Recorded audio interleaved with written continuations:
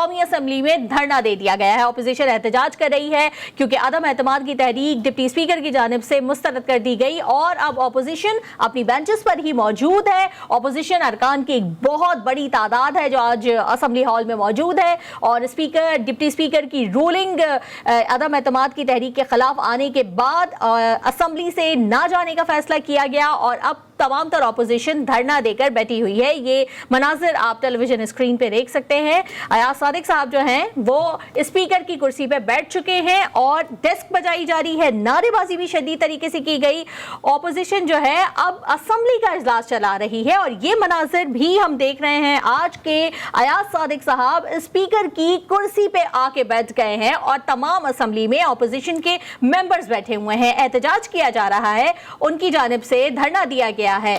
इंतजार हैदरी हमारे नुमाइंदे असेंबली हॉल में मौजूद हैं, उनसे बात करेंगे। इंतजार, ये भी अपनी नौयत का पहला वाकया लगता है कि अपोजिशन जो है वो अपनी तरफ से इजलास चला रही है और हुकूमती बेंचें जो है वो खाली नजर आ रही हैं।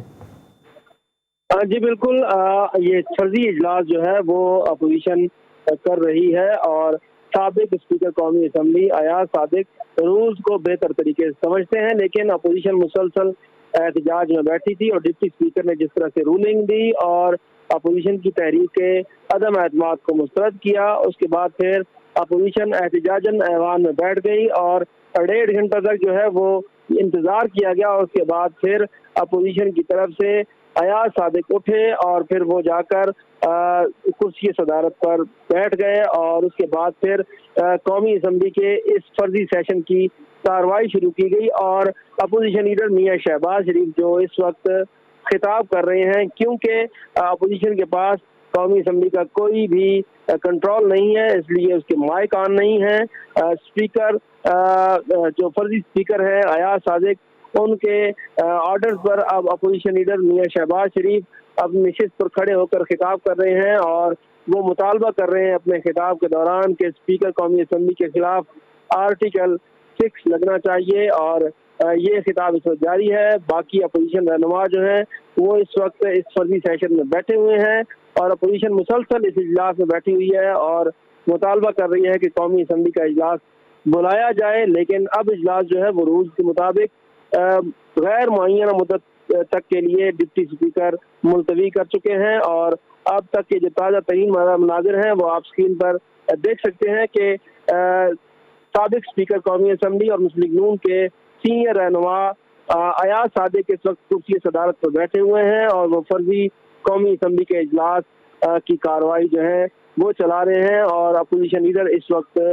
इस फर्जी सेशन से खिताब कर रहे हैं, जबकि अपोजिशन के दीगर जो अरकान हैं वो भी अपनी नशिस्तों पर इस वक्त विराजमान हैं और अपोजिशन लीडर की तकरीर को वो सुन रहे हैं। डिप्टी स्पीकर की तरफ से जो रूलिंग दी गई उस रूलिंग पर शदीद तहफ़्फ़ुज़ात का इजहार जो है वो किया गया है अपोजिशन की तरफ से और इसी वजह से एहतजाजन अपोजिशन अरकान अभी तक अपनी नशिस्तों पर विराजमान है। जी अच्छा, इंतजार आप बार बार कह रहे हैं फर्जी स्पीकर बैठ चुके हैं, ये जानना चाहेंगे कि साबिक स्पीकर अयाज सादिक साहब जो इस वक्त स्पीकर की कुर्सी पे बैठ गए हैं और आप उनको फर्जी स्पीकर भी बार बार मुखातिब कर रहे हैं, इस वक्त ऐवान चला रहे हैं, तो क्या अभी अपोजिशन है इन लोगों की, ये आईनी तौर पर क्या हैसियत रख रहे हैं इस वक्त जबकि सदर की जानिब से असम्बली तहलील कर दी गई है?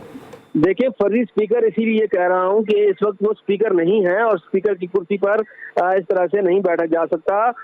स्पीकर रहे हैं अयाज सादिक और वो कौमी असम्बली के कवायद और ज़वाबित को अच्छे तरीके से जानते हैं, इस वजह से उन्हें ये कह रहा हूँ कि वो फर्जी स्पीकर हैं, क्योंकि इस वक्त उनकी कोई आईनी पोजीशन नहीं है। वो अपोजिशन के रहनुमा जरूर हैं, वो मुस्लिम लीग नून के रहनुमा जरूर हैं, लेकिन स्पीकर कौमी असम्बली नहीं है। ये इस कुर्सी पर बैठना स्पीकर और डिप्टी स्पीकर का इख्तियार है, या फिर जब वो कौमी असम्बली का सेशन बुलाते हैं तो उसमें जो पैनल ऑफ चेयर का वो ऐलान करते हैं वो इस कुर्सी पर बैठ सकता है, लेकिन वो भी उसी सूरत में बैठ सकता है जब वो इजलास चल रहा हो, क्योंकि अब ये इजलास गैर मुअय्यना मुद्दत तक मुलतवी हो गया है। तो जो पैनल ऑफ चेयर का भी उन्होंने ऐलान किया था वो भी उस ऐलान के साथ अब खत्म हो चुके हैं, और अब अगर कोई नया इजलास आता है तो उसमें फिर नए पैनल ऑफ चेयर का ऐलान होगा। लेकिन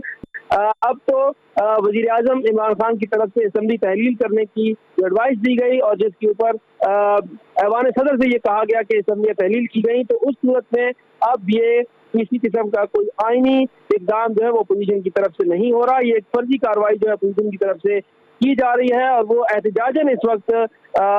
ऐवान में बैठे हुए हैं और अपना एहतजाज रिकॉर्ड करवा रहे हैं कि उनकी जो तहरीक थी उसे गैर आईनी तरीके से मुस्तरद कर दिया गया है। ये मुतालबा असल में अपोजिशन का है और इसीलिए वो इस वक्त भी इस ऐवान में बैठे हैं और मुसलसल एहतजाज कर रहे हैं और एक फर्जी कार्रवाई जो है वो इस वक्त ऐवान में चल रही है। जी अच्छा, इंतजार अपोजिशन का मूड क्या लग रहा है इस वक्त? क्या किस किस्म की तैयारी लग रही है? वो असेंबली इजलास के अंदर यहीं पे बैठे रहेंगे, धरना देंगे, बाहर निकलेंगे, क्या करेंगे, कुछ पता चला है? जहाँ तक बात है अपोजिशन की, कुछ देर पहले अपोजिशन की तरफ से ये कहा गया था कि वो एहतजाजन कौमी असम्बली से उठेंगे और प्रेस गैलरी में आएंगे और यहाँ पर आकर वो अपना मौक़िफ़ पेश करेंगे। लेकिन अभी तक 1 घंटे से ज़ायद का वक्त हो चुका है, अभी तक जो है अपोजिशन जो है वो प्रेस गैलरी में नहीं आई, बल्कि मुसलसल वो ऐवान में बैठी हुई है और वहीं पर अपना एहतजाज खामोशी के साथ जहाँ रिकॉर्ड करा रही है, वहीं पर अब एक फर्जी सेशन शुरू करके जो है वो अब खिताबात का सिलसिला जो है वो शुरू कर दिया गया है। तो अभी अपोजिशन यहाँ पर बैठी है, यहाँ से उठेगी तो उसके बाद वाज़ेह होगा कि अपोजिशन अगली कदमी क्या अख्तियार करती है। अलबत्ता कुछ देर पहले आज़म नज़ीर तारड़ ने अपोजिशन लीडर मियां शहबाज शरीफ से मुलाकात की थी और उस मुलाकात के दौरान अपोजिशन लीडर ने उनसे बात की थी इस आईनी मसले पर, जिसके बाद फिर वो सुप्रीम कोर्ट ऑफ पाकिस्तान गए हैं